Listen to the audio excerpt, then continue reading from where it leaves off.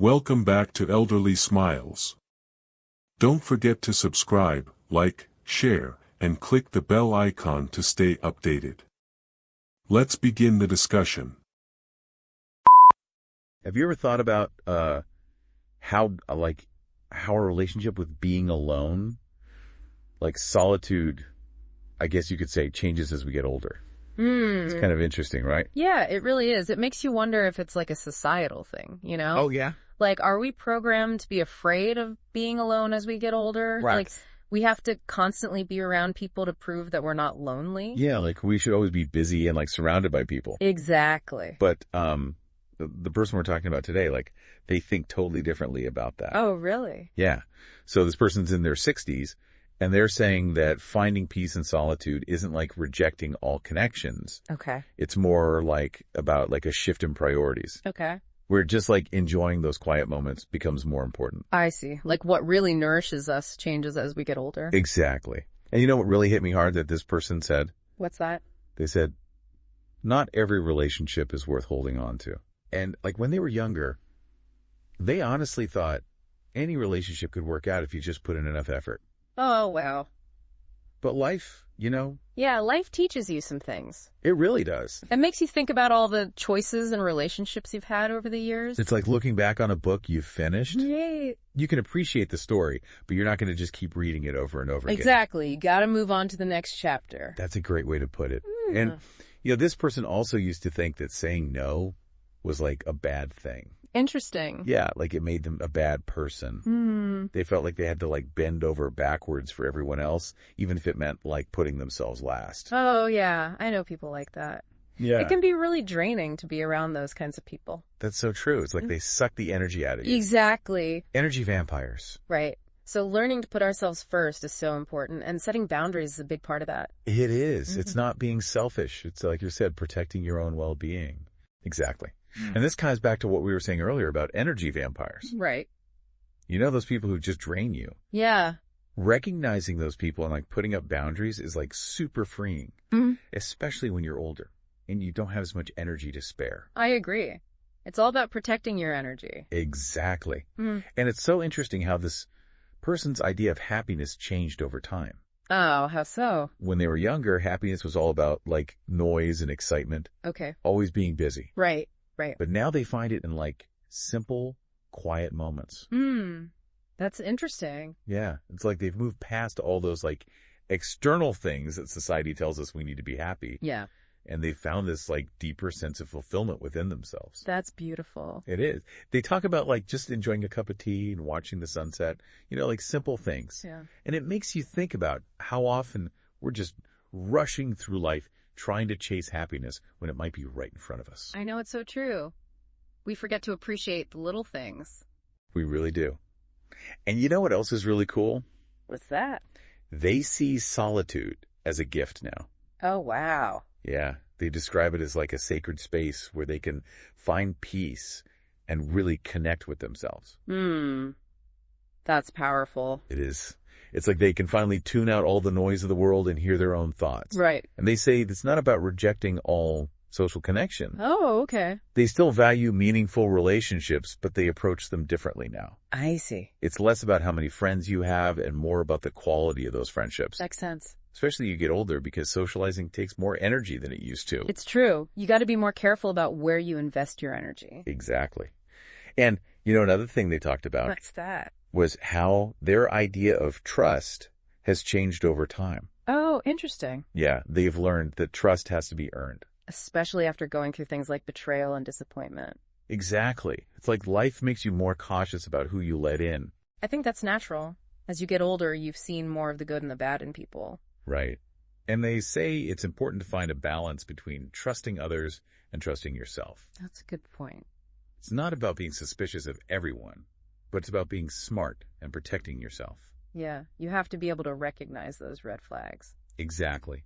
And knowing that at the end of the day, you're responsible for your own well-being. That's a good point. You can't control how other people act, but you can control how you react. Right. And speaking of life's ups and downs, this person had a really interesting experience during the pandemic. Oh, yeah. Tell me about that. At first, all the stillness and isolation was really hard for them. I can imagine. They were used to being so busy and social. Exactly. But as they got used to this new way of life, they started to feel a sense of peace that they didn't even know they were missing. That's so interesting. It's like sometimes you need to be forced to slow down to realize what you really need. And it wasn't just about not doing anything. It was also about the quality of the connections they had during that time. Like simple things like phone calls with close friends or writing letters became so much more meaningful. It's like the pandemic stripped away all the superficial stuff and left us with what really matters. Yeah, just genuine connection. Exactly. Yeah. And I think that's a lesson we can all take with us. Definitely. It's about finding those deeper connections that truly nourish us. Absolutely. And another theme that came up in their reflections was the idea of rediscovering what truly matters as you get older. They talked about letting go of things that don't serve them anymore, whether it's expectations, relationships, or even parts of themselves that don't feel authentic. And that's so powerful because it turns aging into a process of liberation, Yeah. not limitation. Exactly. You're getting rid of the things that weigh you down and making space for the things that really resonate with you. It's like cleaning out your closet, but for your life. Right. You're getting rid of the clutter to make room for what you really love. That's a great analogy. Yeah. And they emphasized that who you are at 65 or 75 might be completely different from who you were at 25. And that's okay. It's more than okay. It's amazing. It is. It's a sign that you've grown and changed. You're constantly evolving. And they talked about how this process of letting go has brought them a sense of peace. Like they're finally being true to themselves. It's like they've shed all those layers of expectations and limitations. And they're free to be who they really are. Exactly. And you know what else is inspiring? What's that? They see aging as a path to authentic living. Yeah. They're letting go of the need to please everyone, and they're embracing the freedom to live life on their own terms. They said something that really stuck with me. Oh, yeah. What was that? Aging isn't about slowing down in defeat.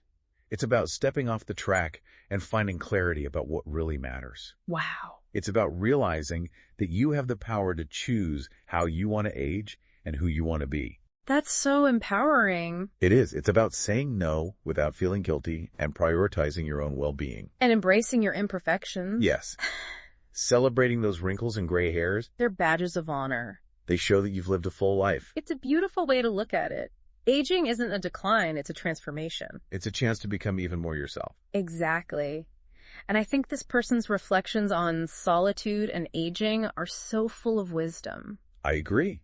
It's inspiring to see how they've embraced this chapter of their life. It's a reminder that solitude can be a source of strength and clarity, and that aging can be a time of growth and joy.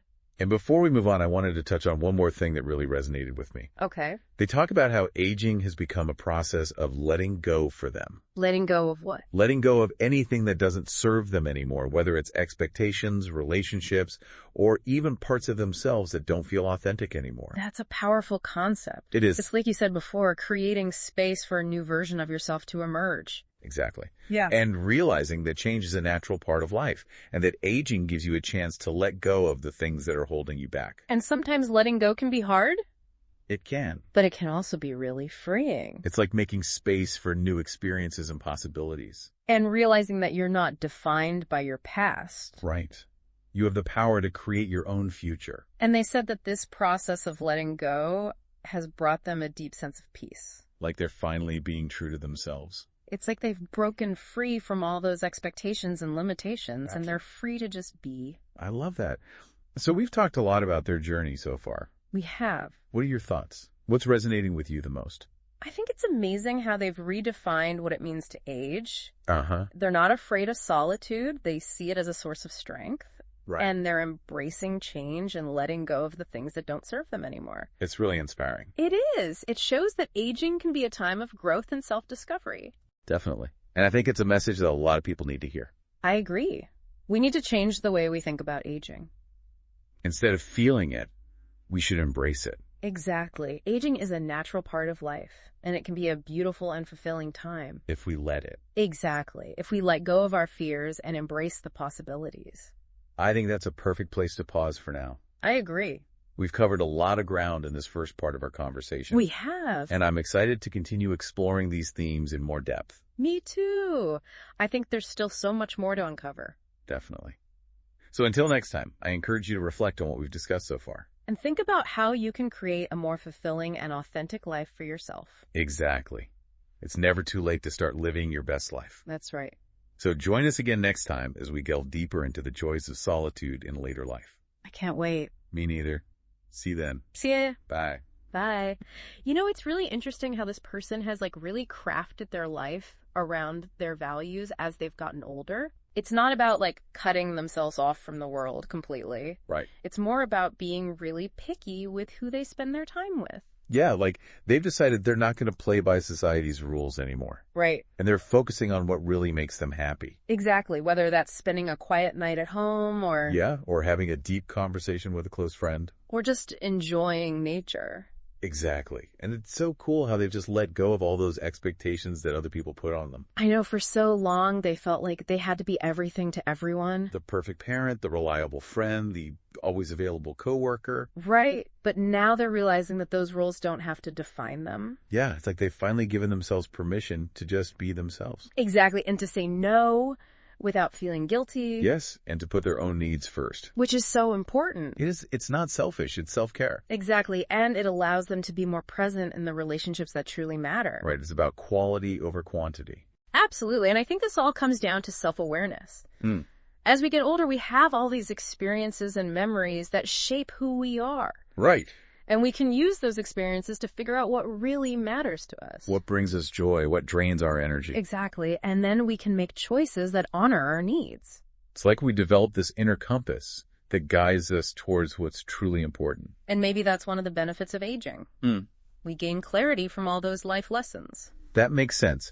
And you know what else I find interesting? What's that? This person totally rejects the idea that aging is all about decline and loss. I know, right? They see it as a time for growth in new beginnings. Yeah, it's about shedding the things that don't serve you anymore and embracing who you are now. Exactly. It's not about fighting getting older. Right. It's about accepting it and finding the beauty in each stage of life. And I think there's a certain wisdom that comes with age. Definitely. A wisdom that allows you to appreciate the simple things and find meaning in everyday moments. And they don't shy away from the physical changes that come with aging either. Right, like the wrinkles and the gray hairs. They see them as marks of a life well lived. Like battle scars. I love that. And they encourage us to embrace our true selves. To let go of the masks we might have worn when we were younger. And to live authentically without worrying about what other people think. That's such a powerful message. It's a reminder that it's never too late to create the life you want. And to be who you truly are.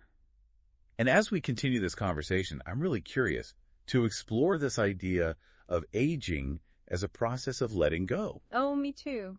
They talk about letting go of so much stuff, like expectations, relationships, and even parts of themselves that don't feel authentic anymore. It's like that concept of life review that we talked about earlier. Right. As we get older, we naturally start to reflect on our lives. And we might realize that some of the things we used to believe in or hold on to don't fit anymore. And letting go of those things can be so freeing. It is. It's like making space for a new version of yourself to emerge. And recognizing that change is a natural part of life. And that we have the power to create a future that's even better than our past.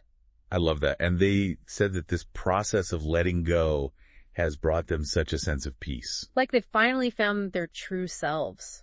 Yeah, they're not trying to be anyone but themselves. And that's really what it's all about, isn't it? I think so. It's about embracing who you are and living a life that's true to you. And it's never too late to start doing that. Exactly. It's pretty amazing how they've taken what a lot of people think about aging and just flipped it on its head. I know, it's really refreshing. They've shown us that aging doesn't have to be about decline. Right. It can be a time of real growth and liberation. And they've really highlighted how important solitude is, especially as we get older. Yeah. They talk about it like it's a sacred space. Right. Like a place where they can recharge and connect with themselves. Exactly. And, there's a lot of research that backs that up. Oh, really? Yeah. Studies have shown that spending time alone can actually be really good for you. Interesting. Like how so? Well, it can help reduce stress and improve your mood. Okay. And it can also boost your creativity. Wow. So it's like taking a break from the world so you can focus on yourself. Exactly. And I think that's something we could all benefit from. Definitely. Especially in today's world where we're constantly bombarded with information and stimulation. It's true. We need to give ourselves permission to disconnect and just be. So as we wrap up this conversation about solitude and aging, what's the one thing you hope our listeners will take away from it? I think the biggest takeaway is that solitude, especially as we get older, is not something to be afraid of. Right. It can actually be a source of strength and joy. And it can help us connect with our true selves. Exactly. So if you're listening out there, I encourage you to think about how you can incorporate more solitude into your life. Yeah, maybe it's just taking a few minutes each day to sit in silence or going for a walk in nature. Or maybe it's picking up a new hobby that you can do by yourself. The important thing is to find what works for you and make time for it. And remember, it's not selfish to prioritize your own well-being. It's actually essential. So embrace the beauty of solitude and allow it to nourish your soul. Beautifully said. Well, that brings us to the end of our deep dive into the joys of solitude in later life. It's been a pleasure exploring these ideas with you. Likewise, and to our listeners, thank you for joining us on this journey. We hope you found it insightful and inspiring. And that you'll carry these lessons with you as you navigate the next chapter of your life. Until next time, embrace the power of solitude and live authentically. And remember, age is just a number. It's your spirit that truly shines. Thanks for listening, everyone. Take care.